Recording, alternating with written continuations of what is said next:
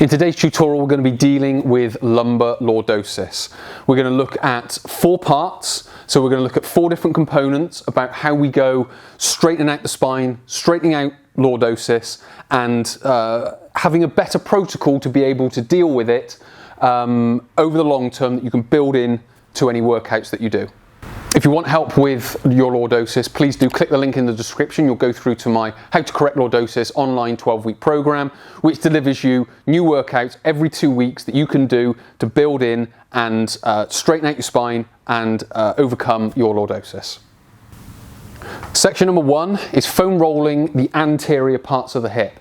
Now we know for lordosis, the main culprit and the main muscle is the psoas, because it joins onto the spine, pulls on the spine, pulls the spine in, so creates that inward curve, and we also get the anterior pelvic tilt that can come as a compensation or a secondary effect of that. But what also comes is tightness through the front of the hip. So that's the bit that we can access with foam rollers. Now I've got 2 here, I've got an orb ball here, and I've got a foam roller here. So what we would do is, again, we're looking at the anterior part of the hip. We've got rectus femoris, we've got the TFL, we've got the anterior fibers of the glute medius, all going through there, plus all the fascial connections that come through the torso and go down into the thigh. So what we would do is we would place it about mid-thigh, and then we would work all the way up to the hip, go all the way up to the bony part of the pelvis, and you can work around on the front, again to the inside, to the outside, again all the way up, sort of mid-thigh. Again, if you want to go inside, outside of the thigh, you can do that, and we would work that through and holding all the way through there. Again, it doesn't have to be the long sort of what would be strokes through the foam roller. You can take it section by section like I'm doing and just work your way into the front part of the thigh. Again, you can work across the fibers, you can work with the fibers. But the main thing is getting that whole area of the body, getting that worked through, getting it loosened off. Because all we're doing here, a bit like kneading dough, starts off as a big tough lump. But as we go through the foam rolling or the kneading, it starts to make it more pliable so it can move. So what we're then able to do is go on to the next sections where we can start putting some length into that and start managing the position of the pelvis, which is the part that is going to essentially deal with the lordosis and essentially overcome it. Part 2, we now come on to the stretching. So what we want to stretch is we want to stretch this anterior part of the hip, but also there's another part that we want to stretch, which is the inside of the leg. So how we stretch the anterior part of the hip is we come down onto one knee. Now there's a few different ways of doing this, but the first thing that we need to do, doesn't matter what the stretch is, the first thing we need to do is position the pelvis. So we come into that position. Now what you would have done is foam rolled left side and the right side. So we come into this position. Now I'm going to start with my knee directly below my hip. Now depending on what your lordosis is like, this may not feel like much of a stretch, but to some it may feel like a stretch. So we would start here, we would position the pelvis, tuck the bum under, engage the abdominals and engage the glutes. That's the first thing to do. What you may find is there's a stretch going down there already. That's as far as you go. If there's not much of a stretch there, we're just going to start nudging the hip forward, but the knee stays still. So we're now starting to go into hip extension. But again, what we don't want to lose is the position of the pelvis. So we keep the abdominals in, the glutes on, and hold there. You'll start to feel that stretch coming. So we would stretch through this area, because what we've done is we've foam rolled it, we've made it pliable. It can now move. So now we take it into that stretch, now it can go there. That will start then lengthening out those tissues. You can obviously take it a bit further if you want to, but again, don't lose the position of the pelvis. What a lot of people do is they go into these big long stretches and just dumps the pelvis forward, and they basically continue in that lordotic posture. So what we want to try and do is maintain the position of the pelvis and then go into the stretch. What that will then do, that will start lengthening those tissues, so we are then able to get them moving that much more. So with the foam rolling, we've made them pliable. With the stretches, we've given them length. Now what we can start to do is get the pelvis in position and the spine in position. Now we move into the exercises. Now before we get into the exercises, there's another part of what we want to be doing that needs to be taken into consideration, and that's flattening the lumbar curve, which is essentially what overcoming lordosis is. But what we've done so far with the foam rolling and the stretches, we've created the ability for our body to do that. So all we're going to do is a very simple exercise to train our body and mind, if you will, to flatten the lumbar curve, which will give us what we want when it comes to overcoming lordosis. So it's very simple. We lie down on our back.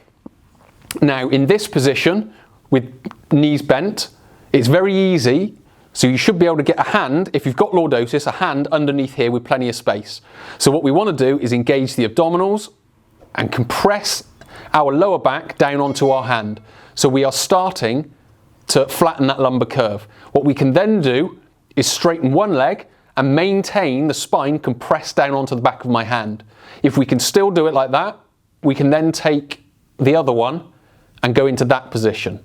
Now, this goes along with the anterior pelvic tilt, but what we want to be able to do is when we come up into the exercises, what we want to be able to do is get that spine into that flattened position. Because we've got the exaggerated curve, we've allowed the ability of the hips to be able to move to flatten the curve. Now we're starting to flatten the curve. It's not just going to work if we just get a bunch of stretches together and give ourselves the potential to flatten the curve. What we actually need to do is flatten the curve. So in part number 4, we're going to look at the exercises that we can start bringing in to put together the anterior pelvic tilt and the flattening of the lumbar curve.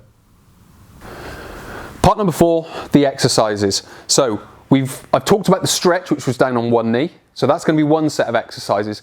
Then we're going to look at down on both knees, because going onto both knees makes it a little bit harder because we get some length going through the front, which is going to restrict our ability to flatten the lumbar curve and level the pelvis off.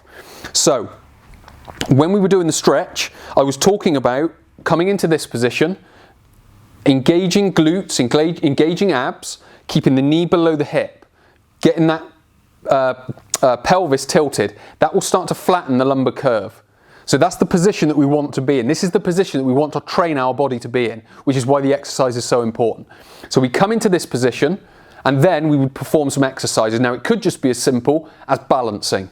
So we would balance and just build our stability, keeping the muscles engaged, keep the pelvis in position, keep the spine in position.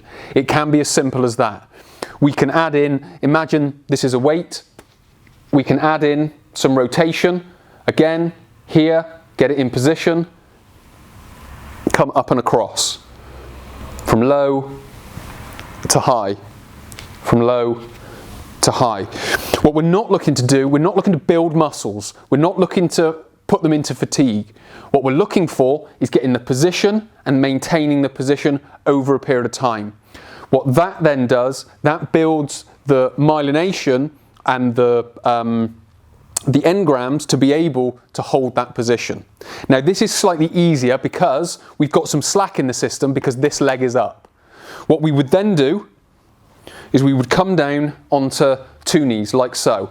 Now this is a little bit harder now because we've lengthened through the front of the pelvis. So what we now need to be able to do is what you may find is you're sticking out a little bit more. So from this position, again, we do exactly the same. Glutes, abs, in position. Again, you may find stretching down here already. Again, we can up and across. We can use a cable and we can Pallof press. But again, what we're looking to do with the foam rolling is open out the tissues at the front of the hip. Number 2, put some length into them so we can move the pelvis. Then when we go into our exercises, which could be more than just kneeling and half kneeling, planks, side planks, bridges, bird dogs are all good. We can get the pelvis in the position and then we can go through the reps that we're needing to do. It could even be squats, lunges, it all means the same thing. The fundamental part to all these exercises is being able to get the pelvis in the position that you want it to be in. So we're putting length into the muscles that need the length, we're putting activation into the muscles that need the activation. So hopefully this has been helpful. Hopefully it's given you a better idea of exercises that you can use, but also some fundamentals about how you can overcome lordosis. If you've enjoyed the tutorial, please do hit the like button. If you've learned something new, hit the thanks button. If you want to watch more of these tutorials, please do hit the subscribe button and the bell icon. And if you've got any comments or questions, please do leave them below.